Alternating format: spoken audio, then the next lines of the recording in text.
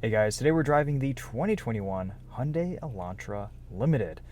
This is an all-new Elantra for the 21 model year, and it is quite an impressive package. The MSRP on the Limited is $25,450, and as spec'd out the door with destination and everything, this is a $26,900 car. Amazing value, incredibly well priced for what you get and what this thing is and how it drives. So let's talk about this Elantra Limited today. We'll walk you around this, show you what it's like inside and out, take it for a drive, give you guys some driving impressions, and today we're also testing out a new camera that hopefully will give you guys slightly better low light video. This is the Insta360 1R 1-inch sensor edition. So hopefully you guys can see things a little bit better in the sunrise lighting conditions that we have today. So looking at this new Elantra, Hyundai's doing some pretty bold designs these days, and I kind of like it. They've got this like folded metal surfacing around the door panels and really aggressive rear lines. You've got this kind of ducktail-like lip spoiler at the end of the trunk lid. Pretty cool looking vehicle. It's maybe a little bit, it's different from the Sonata. It's definitely well separated from other vehicles in their lineup. This is a really big upgrade from the previous Elantra. We just drove a 2020 not that long ago, and it was okay, it did well, but this could be class leading. And it was actually the 2021 North American Car of the Year. And when it got that award, I was like, really, the Elantra? But I hadn't driven this, I hadn't seen it, and I can see where they were coming from with this new Elantra. It's very impressive. Lots of nice trunk space, 60/40 folding rear seats. You get a spare tire. No grab handle or anything to close the trunk lid, but that's okay. These are 17-inch wheels, nothing ridiculous. Very spacious back seat for this class. This is a very low car too. It's nice and aerodynamic and has a good center of gravity. I like the cloth inserts on these door panels. Yes, there's some cheap plastic here, but this gray cloth kind of separates it and makes it feel a little bit higher end. I have a decent amount of headroom back here at 5'10". Legroom is excellent. A little bit of room underneath to put my feet to. And look at this interior. Very similar to the Sonata. Very in line with the rest of Hyundai's designs these days. Little armrest. The materials in here are great. I do like these seats. They're very comfortable. The shifter, the touch points, Hyundai has really nailed in this new Elantra. Unfortunately, no USB ports or anything back here. Pretty Spartan, but hey, only a $26,000 car. This is powered by a 2-liter naturally aspirated dual overhead cam engine. It makes 147 horsepower and 132 pound-feet of torque. And that's mated to Hyundai's iCVT, which is an intelligent variable transmission. It's rated for 31 mpg in the city and 41 on the highway. Not the most inspiring powertrain, but that's why there is the Elantra N-Line, which makes around 200 horsepower, comes with a manual. Yeah, you can have some fun in these things, but this is just your nice daily driver Elantra. Let's hop inside and show you around this interior cabin here. So one thing Hyundai is really getting right these days are touch points. This car feels so premium. It feels so nice. This easily feels like a $30,000 car. We've got ambient lighting. Look at this interior. It's sharp. It looks great. This shifter, putting it in gear reminds me of what an Audi shifter feels like. I feel like they benchmark Audi on a lot of these things. Even the steering wheel leather feels very similar to Audi, Volkswagen. The turn signal, the way everything everything feels right. It's something you just kind of have to go and feel and experience for yourself. We have really nice ergonomics in this car. Button layout is perfect. Cruise control is super easy to use. You've got this fully digital gauge cluster. I don't think that's in any other vehicle in this class. We've got intelligent voice recognition, which I will admit I don't really know how to use. I haven't spent enough time in this car yet, but I'm sure it works pretty well. And of course, that's very useful for changing different settings. But I don't know if you really need it because everything is so easy to access. You have buttons and knobs and dials for climate control, and you get a volume knob. And this touchscreen is very nice and responsive. It's a little bit of a reach sometimes, but you've got some cool features in here, a different little sub menu. This is a 10.25-inch touchscreen. You've got Apple CarPlay, Android Auto, wireless charging down here. A couple different drive modes. We have Sport, which changes the gauge display, Smart, which kind of senses what you're doing, and Normal. I mean, this is a econo car with a CVT, so I'm just going to leave it in Normal today. We'll maybe throw it into Sport for fun, but we don't have paddle shifters or anything like that. Super easy to change your gauge illumination. And then there's this strange little circle with a line in it.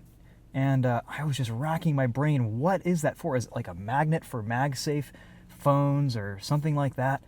No, it's literally just a design element. It is art. Its only purpose is itself, and it just is there. Maybe in the future that could become a second screen or something. Who knows? We've got a nice cup holder. You can pull this out and clean it, or get a deeper base in there. Electric parking brake. Nice little place to put your phone. Pretty spacious glove box.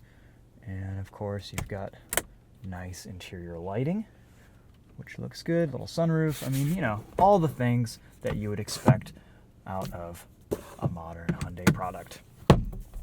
Let's take this thing for a drive. See what it's like on the road. Pretty standard reverse camera, parking sensors, all the safety stuff.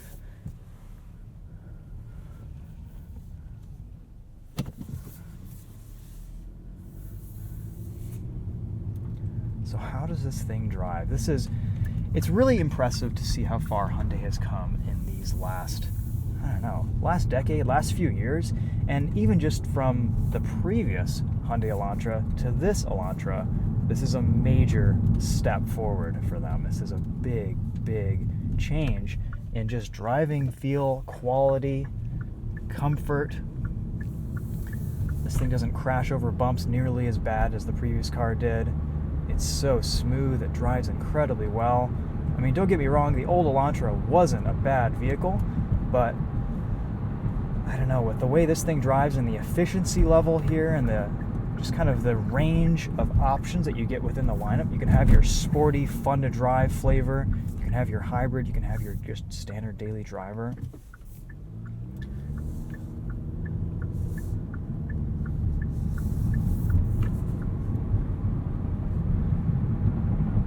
When you're just putzing around, you don't really notice that this is a CVT. It's a pretty smooth, seamless powertrain.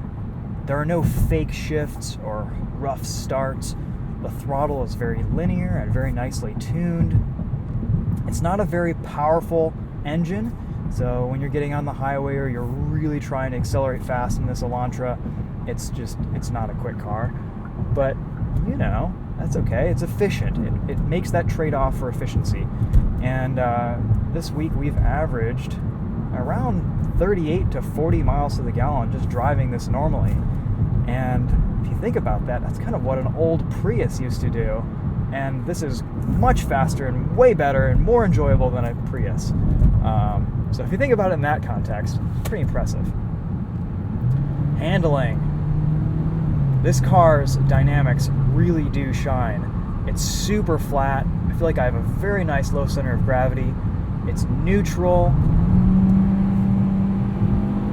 Pretty impressive how well this thing corners and what it can do around an entrance ramp. There's not a lot of steering feel. This isn't, a dynamic car, but it is a really nice car to drive. It's enjoyable. You get this thing on the highway, you just set your cruise control, your lane keep assist, and it just goes and goes and goes, and it doesn't prompt you to intervene. You can cruise on the highway in this car in so much comfort and so much relaxation just because of this system. And I really do think Hyundai has the best self-driving or autopilot systems out there these days. Look at this. Negotiated that turn perfectly. It's really well centered in the lane. Radar guided cruise control is awesome. It works very well. You can easily skip 5 mile an hour increments here. Turn everything off, turn everything on. It's a really nice system. And in a car that's 25 grand, amazing that they can put this tech in and it works so well. And almost works better than a lot of the luxury brands vehicles that are $50,000, $60,000, $70,000.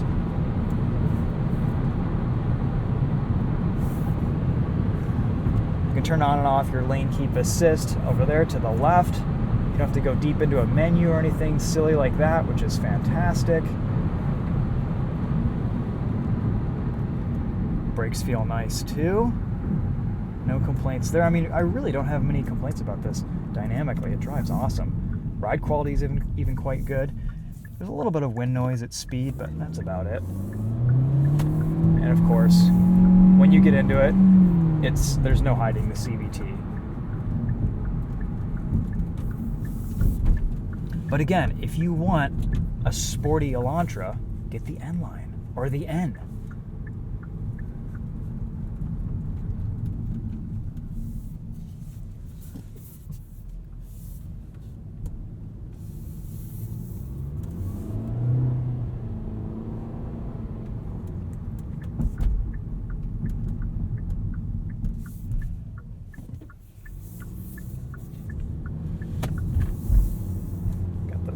User manual rattling around in there. So really, I mean, I have all good things to say about this new Elantra. I am very impressed what Hyundai has done here. If anything, I kind of prefer this to the Sonata. This feels just a little bit more cohesive, a little bit more buttoned together. I did really like the Sonata N-Line we had a couple weeks ago. It was a little bit aggressive in its tuning. It was just spinning its wheels everywhere. And actually, my social media guy, Chris, got a ticket for spinning his tires at a stop sign. And a lot of that was the car. That dual clutch just has a really aggressive engagement. And it's fun. You have to just kind of learn to modulate your right foot. But this is just, I don't know, I think this, I'd be very curious to drive the N-Line Sonata and see what that's like. Because Hyundai is nailing it with their kind of separated models these days. I'm sure the hybrid is going to be very efficient and very just normal and maybe a little bit dull, and that's fine. That's what hybrid buyers want these days. But this is just a really solid daily driver, and for the money, I'm not sure you can beat it. We'll see what Honda does with the new Civic. There's some other solid options out there, but I don't know. This Elantra is pretty nice. This is a very, very competitive segment. The pricing here is amazing, just offering amazing value for what you get. And I think that's all I have to say about the Elantra Limited. Let's go in and let's listen to the sound system. We'll do a little sound system test with our tracks. I'll walk you guys around this one more time, show you what it looks like, and take it from there.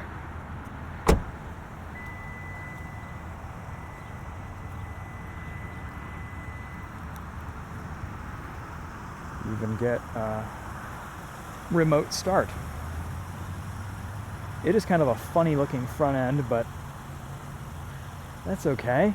I think manufacturers are trying to compensate a little bit with all of the SUV sales going on these days. They want to make their sedans exciting, and man, I would much rather have this than a Hyundai Kona, for example, or I don't know, a Hyundai Venue or something like that. It's just so much better to drive. It's lower center of gravity. It's just, if you don't need that ground clearance and off-road capability and that high driving position, this is probably what you should go for. All right, how's this audio system? I've listened to it a little bit, but not a ton. So we'll get some first impressions here.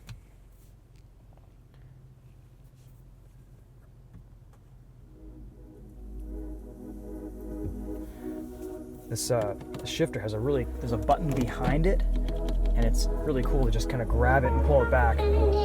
Awesome. All of your controls are on your steering wheel too.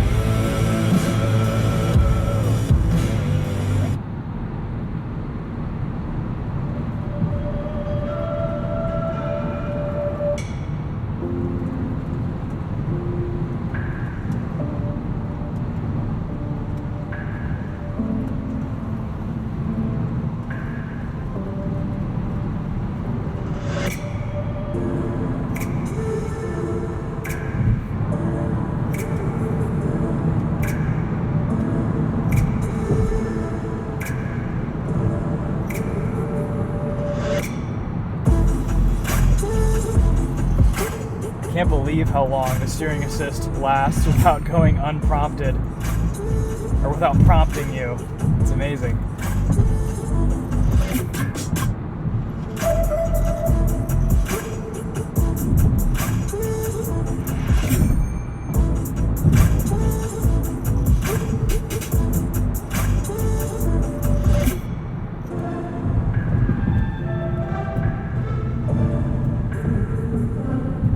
Still going. Let's see how well it passes this semi-truck. Not touching anything. Takes its time.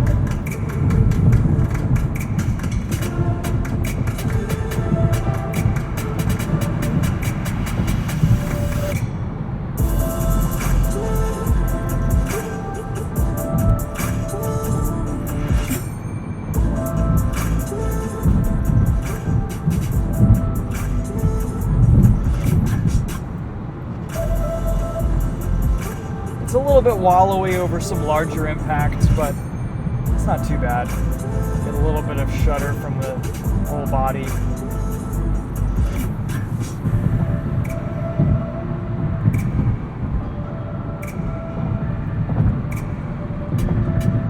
Amazing.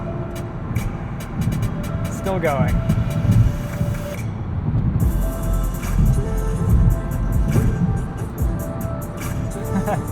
I'm gonna exit, so.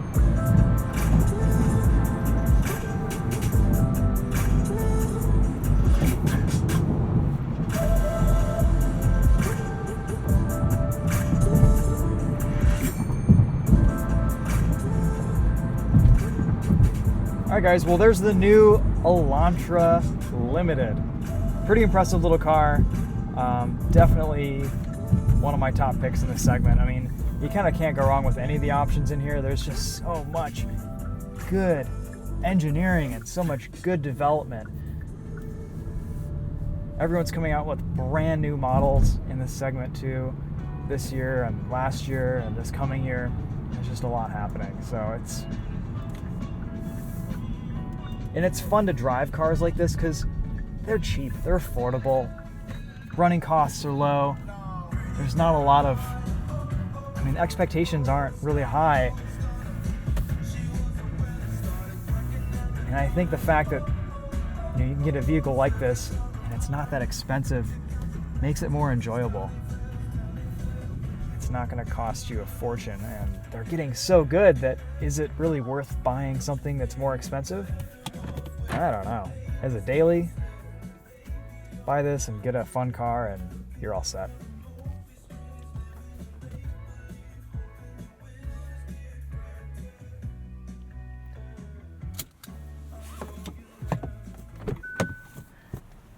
Let me know your guys' thoughts on this new camera.